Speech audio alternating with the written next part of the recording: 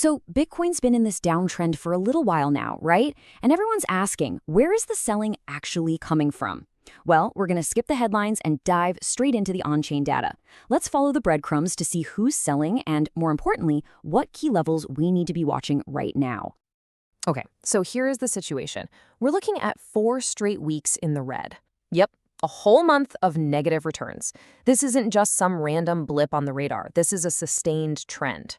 So the big question is, why? Let's dig into the data and see what's really going on.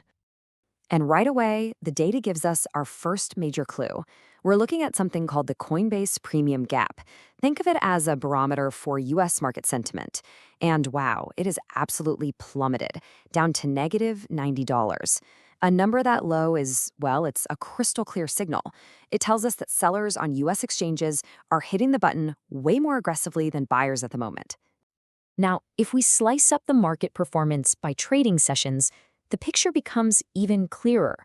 I mean, look at this. Europe, pretty much flat. The Asia-Pacific session, actually slightly positive for the month. But then you get to the US trading hours, and it's a sea of red, a deeply negative return. So this isn't some global panic sell-off. The data is practically screaming that the pressure is coming from one place, the US. Okay, so if the selling is coming from the US, where exactly is it happening? Well, the main stage for this is the Bitcoin spot ETFs. For 3 weeks in a row now, we've seen net negative flows. That means more money is leaving these products than coming in. And these ETFs have been such a huge driver for the market this year.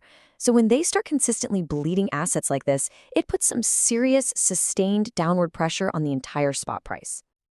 And just to put into perspective how dramatic the shift is, let's look back.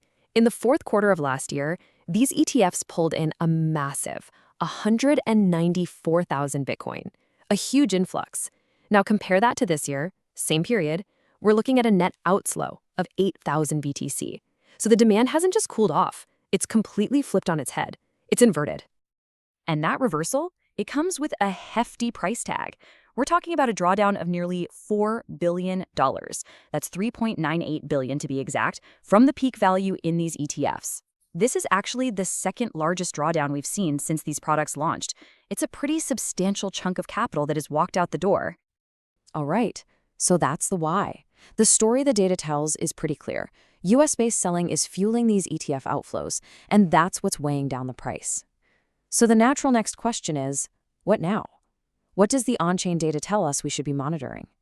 What are the key levels, the major battlegrounds we need to keep our eyes on? First up is a really important one, the ETF realized price. Right now, that's sitting around $86,586. Now, that's not just some random number pulled from a hat. It's the average price that all the Bitcoin currently held in these ETFs was bought at. Think of it as the collective break-even point for all ETF investors.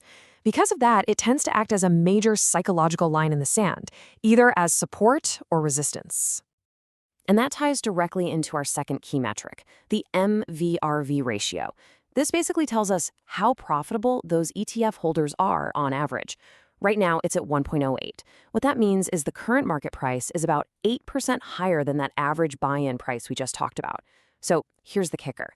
Even with all this selling and this big drawdown, the average person holding these ETFs is still up 8% on paper. That's a really crucial detail. It suggests we haven't hit a point of widespread panic or mass capitulation, at least not yet. So let's tie this all together. The data trail is clear. We've had 4 weeks of decline, driven primarily by selling pressure from the US. This has flipped the ETF flow trend we saw last year and resulted in a nearly $4 billion drawdown from the peak. Now everything pivots around 2 key on-chain levels, that $86,586 average cost basis for ETF holders and the fact they're still sitting on an average 8% unrealized profit. So that leaves us with the big question going forward. Is that 8% paper gain enough of a cushion to keep investors holding on? Or if the price drops to test that break-even point, will that trigger the next major wave of selling?